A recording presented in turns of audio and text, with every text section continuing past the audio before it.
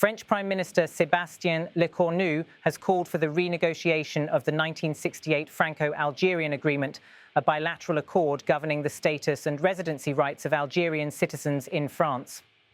His remarks came shortly after the National Assembly voted in favour of a resolution to denounce the treaty, a move initiated by the National Rally Party.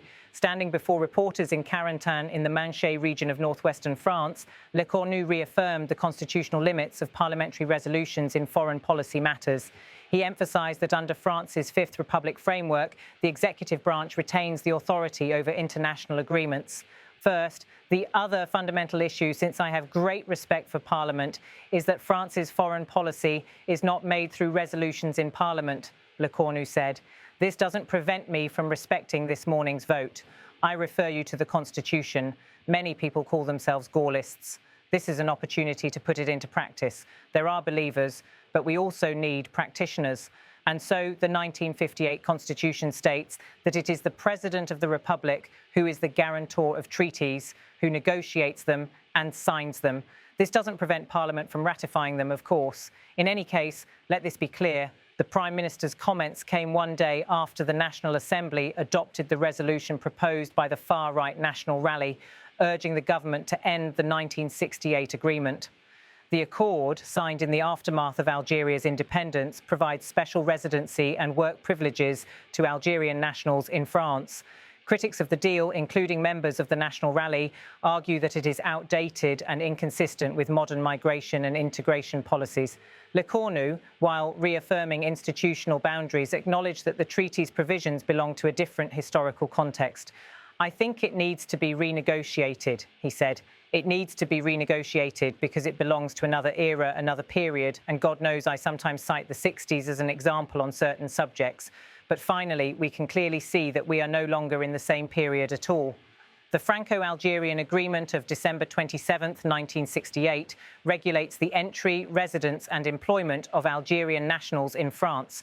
It grants certain advantages compared to general immigration laws, including simplified procedures for obtaining residence permits and family reunification. Successive French governments have amended the accord several times, notably in 1985, 1994 and 2001, but the framework remains a legacy of post-colonial arrangements between Paris and Algiers. Algeria has traditionally viewed the agreement as a symbol of historical continuity and diplomatic respect between the two countries.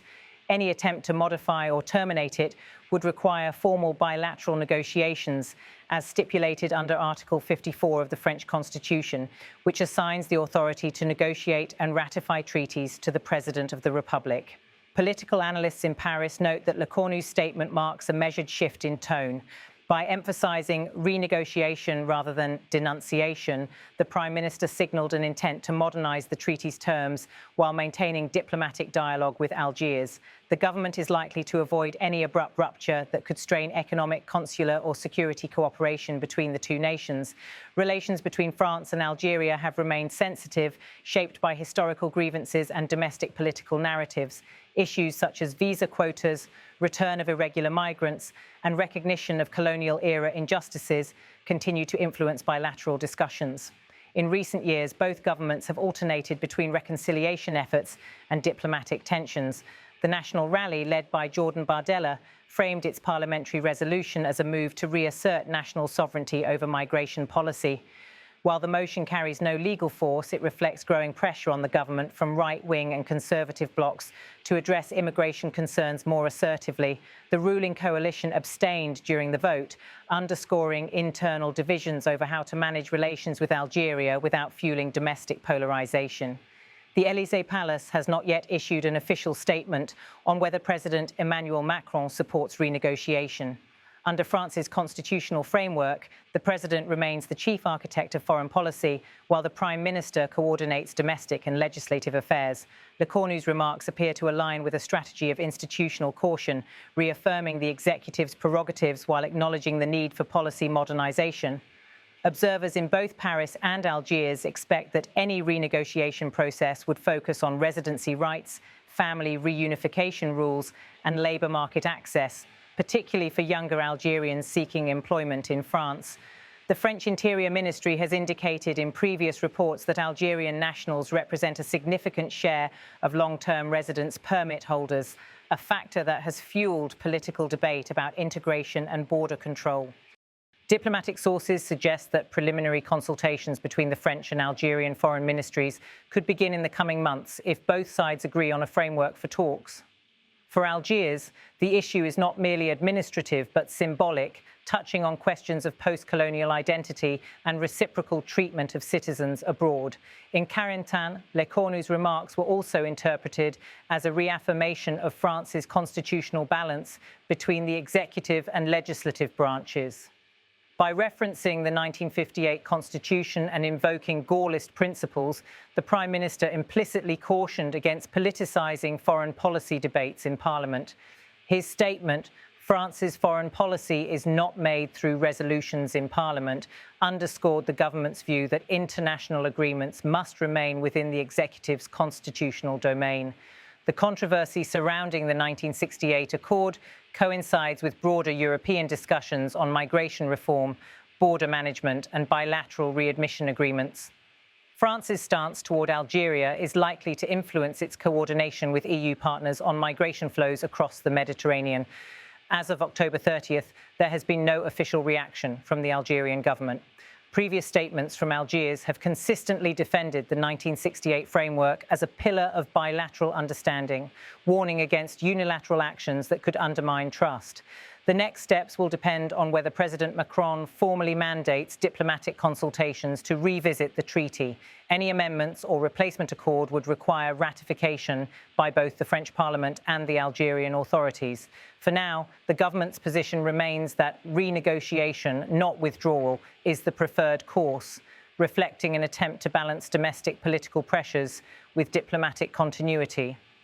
The 1968 Franco-Algerian agreement thus remains at the intersection of law, history and politics, a treaty born from decolonisation, now facing scrutiny in a changing Europe.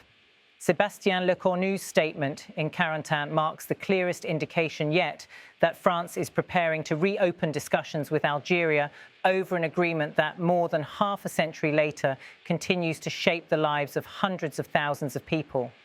The Prime Minister's closing words left little ambiguity about the government's stance. The accord belongs to another era and, in his view, must be renegotiated. France's constitutional procedures and diplomatic engagement will determine how and when that process begins. France's next diplomatic steps will be closely watched both in Europe and North Africa. Any formal reopening of negotiations could redefine the legal and social framework governing one of the largest foreign communities in France. Analysts note that beyond the administrative implications, the debate carries strong symbolic weight, touching on identity, migration, and the legacy of colonial history, issues that continue to resonate deeply in both societies.